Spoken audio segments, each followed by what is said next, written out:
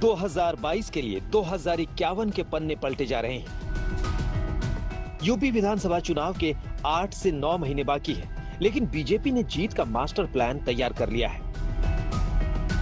अयोध्या में विकास की नई गाथा लिखकर लोगों के दिलों पर राज करने की तैयारी शुरू हो गई है। वैसे तो बीजेपी सरकार ने 100 साल की जरूरतों के हिसाब से अयोध्या का मास्टर प्लान बनाया है, लेकिन पीएम मोदी ने 30 वर्षों के काम की ही समीक्षा की। इस समीक्षा बैठक में यूपी के सीएम, डिप्टी सीएम समेत कई दिग्गज नेता और आला अधिकारी शामिल हुए।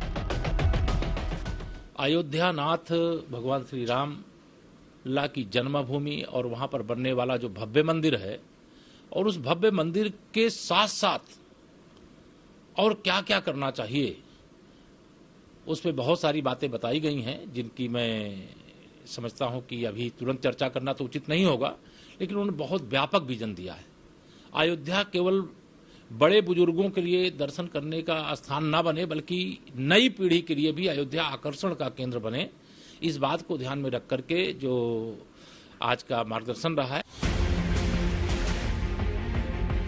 अयोध्या आंदोलन बीजेपी की रगों में बहता रहा है। आडवाणी की रथ यात्रा ने बीजेपी को शून्य से शिखर तक पहुंचाने में मील के पत्थर का काम किया। राम मंदिर का रास्ता साफ हो गया तो इस बार बीजेपी ने मेगा विकास का रास्ता तय करने का मन बनाया है। यूपी की कुर्सी तक फिर पहुंचने के लिए अयोध्या के रास्ते जाने की तैयारी है। यही वजह है कि अद्भुत, अकल्पनीय, अलौकिक अयोध्या का पूरा ताना बाना तैयार कर लिया गया है। योगी सरकार ने इस विजन डॉक्यूमेंट को पीएम मोदी के सामने रखा, जिसके तहत अयोध्या को वैदिक नगर के रूप में विकसित करने की तैयारी है। अयोध्या को तीर्थ नगरी के तौर पर विकसित करने का प्लान है। अयोध्या को हेरिटेज सिटी के तौर पर विकसित करने का खाका है। समरस अयोध्या, स्मार्ट अयोध्या बनाने के लिए डॉक्यूमेंट तैयार किया गया है। अयोध्या का विकास पीएम मोदी के दिल में बसता है। वो चाहते हैं कि आस्था, सनातन परंपरा के साथ साथ आधुनिकता का भी समावेश हो। अयोध्या दुनिया में पर्यटन केंद्र के तौर पर विकसित हो। इसलिए जब उन्होंने राम मंदिर के शिलान्यास की नींव रखी, तभी इन बातों को साफ कर दिया था। इस मंदिर के बनने के बाद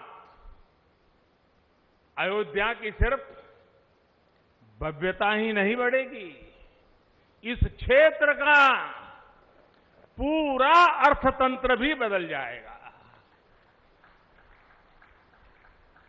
यहां हर क्षेत्र में नए अवसर बनेंगे, हर क्षेत्र में अवसर बढ़ेंगे। सोचिए, पूरी दुनिया से लोग यहां आएंगे। तैयारी 2022 यूपी विधानसभा चुनाव को लेकर हो रही है, लेकिन बीजेपी के सामने कई फ्रंट खुल गए हैं। समस्याओं का अंबार है, जिसे विपक्ष भुनाने में कोई कसर नहीं छोड़ेगी। ताजा मामला तो अयोध्या में राम मंदिर के लिए जमीन खरीद में घोटाले का आरोप ही है। इसके बाद राजभर की पार्टी भी बीजेपी के लिए मुसीबत पैदा कर सकती है। वहीं निषाद पार्टी ने तो डिप्टी सीएम की कुर्सी मांग ली है। साथ ही कोरोना काल में प्रयागराज और दूसरी जगहों से आने वाली तस्वीरों ने भी योगी सरकार की खूब फजीहत करवाई। अंतिम संस्कार को लेकर सवाल उठे। भले ही योगी के चेहरे पर ही मुहर लगी है, लेकिन पार्टी को भीतरघात का भी सामना करना पड़ सकता है। वहीं अगर किसान आंदोलन की आंच चुनाव तक सुलगती रही तो खासकर पश्चिमी उत्तर प्रदेश में बीजेपी की मुश्किलें बढ़ा सकती है।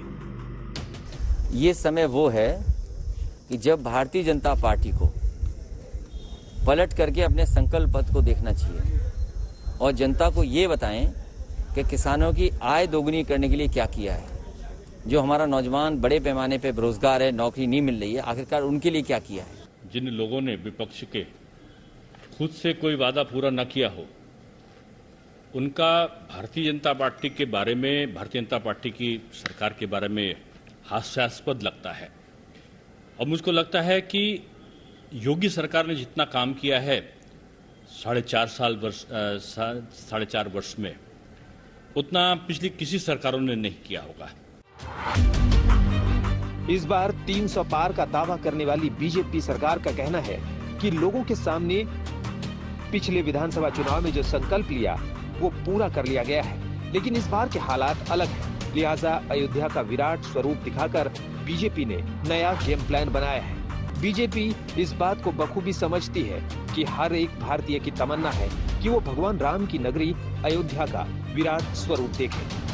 यही वजह है कि योगी सरकार के लिए न्यू अयोध्या का प्लान बड़ा इम्तिहान है, क्योंकि पीएम मोदी सीधे इससे जुड़े हैं। इसमें कोई शक नहीं कि 2024 से पहले भव्य अयोध्या का सपना काफी हद तक साकार हो जाएगा। यानी विधानसभा चुनाव से लेकर लोकसभा चुनाव का ब्लूप्रिंट विराट और भव्य अयोध्या में ही छुपा है। इटावा से अमित तिवारी, अयोध्या से समर्थ श्रीवास्तव और लखनऊ से कुमार अभिषेक के साथ आज तक ब्यूरो।